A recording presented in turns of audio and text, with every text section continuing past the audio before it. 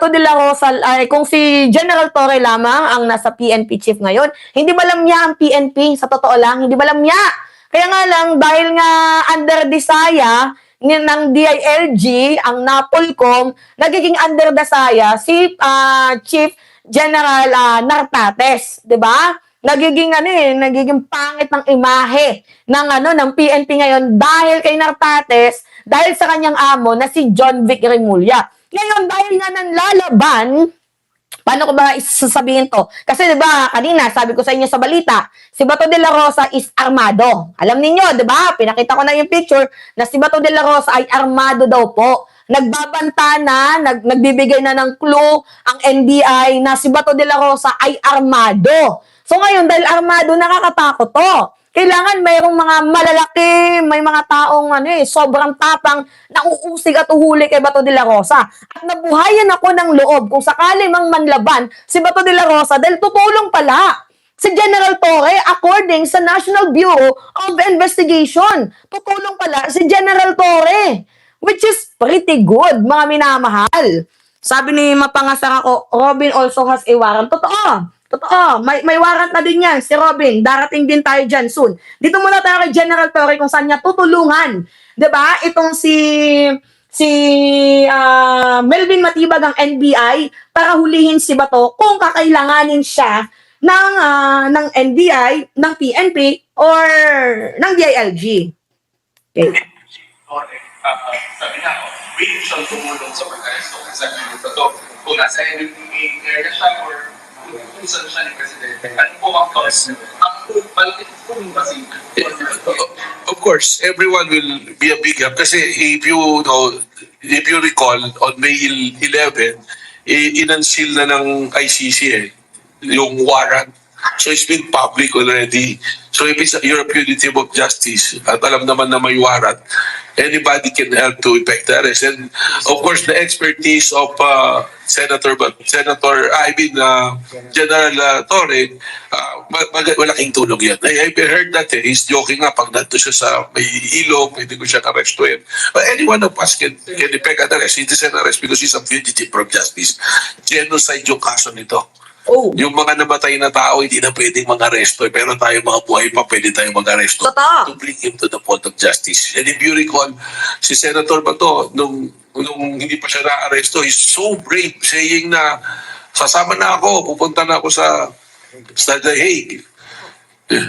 Ngayon, hindi ganun yung nangyari. It's total opposite of what he's saying. Opposite na.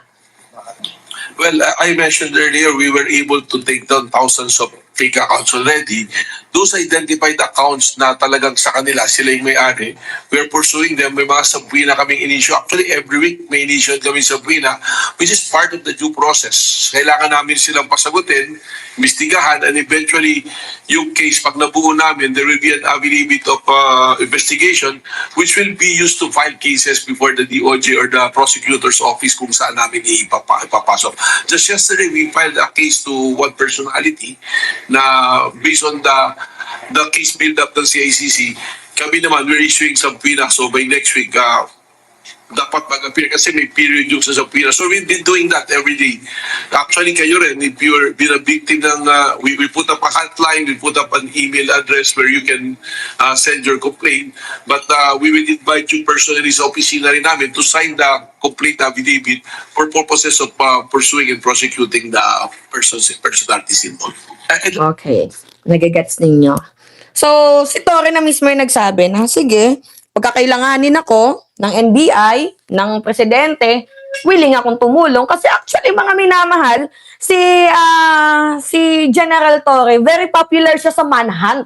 Hindi nyo kailangang gastusan ng sobrang laking pera. Gagastos kayo ng bilyon para sa manhunt. Gagastos kayo ng hihingi ng budget. Kagaya na narinig natin. Ang DILG gustong humingi ng budget sa ating gobyerno ng malaking pondo para sa manhunt kay Bato. Eh ngayon, huwag naman natin perahan ng gobyerno. Kung ako lang magdedesisyon. Huwag natin perahan ng gobyerno. What if na lang, mga minamahal? What if kung pwede naman natin gawin, ilagay si Torre Tapos ito, magdadala lang ng kakaunting pulis, hindi kailangan ng 10, hindi kailangan ng 10,000 or 25,000 na pulis. Pwede na nga kay Torre dyan, kahit 1,000 pulis lang, kasama niya dyan sa manhunting na yan. Mahuli niya, bigyan niyo lang siya ng detailed, kahit ata yung simbahan na tinutukoy ni Mami Pebbles sa INC Central Manila, I mean QC, kayang pasukin niya ni Torre, ha, kung ako lang. Kung kasi may warrant of arrest na itong si Bato de la Rosa, at literally si Bato is a fugitive, 'di ba? Even though na kahit ako, matatakot ako sa kalagayan ni General Torre kasi 'di ba papasukin niya isang simbahan, but because of the work, the sanity of the work, the sanity to respect the Filipino people, 'di ba? In the name of the Filipino people, I think gagawin. In the name of justice, I think gagawin, mga minamahal ni General Torre, kung sakaling siya ang uutusan, kaya niya, I think, na pasukin itong INC. Pero hindi natin 100% sure na kayang pasukin yan ni General Torre. Kasi wala pa din naman totoong totoong balita coming from the media outlet na yes, si Bato na intelan na nandyan siya sa INC Central. Kasi ito, sabi lang naman to ng isang vlogger na ang pangalan ay si Mami Pebbles. 'Di ba? Na si Bato de la Rosa ay nandun daw sa Central ng INC. Kasi madami kasing kumakalat na ngayon na balita. Si Bato nandoon daw sa bahay ni Manong Chavit. 'Di ba? Si Bato nandoon daw sa bahay ni Manong Chavit. Si Bato nandoon na daw sa Davao. Iba-iba na yung balita. Iba-iba na yung kumakalat ng mga balita ngayon. So, hindi na siya nagkakatugma-tugma, hindi na 'di ba? Mga minamahal, hindi na nagkakaroon ng iisang buhay na statement, 'di ba? So nagkakaiba-iba na posible si Bato nandoon sa bahay ni Manong Chavit, posibleng nasa INC, posibleng nasa Davao, posibleng nasa bunker ni Kibuloy. Hindi na natin alam kung ano yung totoong kwento. Pero at the end of the day, kailangan natin si Torre, kailangan natin ng ibang government agencies such as NBI, PNP, yung literal na fair and square. Kasi si DILG, kinukupal lang yung Napolcom eh. Pinagkakakitaan lang ng DILG natin ang kapulisan. 'Di ba sa budget? 'Di ba mga minamahal, pinagkakakitaan lang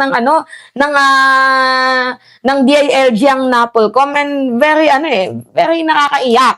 Ngayon, gusto kong mapakinggan naman natin ang side ni Nartates. Kung ano yung gagawin niya dito kay Senator Ronald Bato de la Rosa, kasi iba naman yung sinasabi ni General Torre at iba din naman yung sinasabi ng NBI. Hindi natin alam kung ano yung kilos nila kasi sila mismo, 'di ba, sa sobrang gusto nilang magpasikat, tingnan niyo, wala nang nangyayari, nauuna yung press con kaysa sa huli. 'Di ba? Gets niyo mga minamahal, naunang press con kaysa sa hulihin yung kriminal na dapat hulihin. Gets niyo? Sige, pakinggan natin tong balitang to mga minamahal.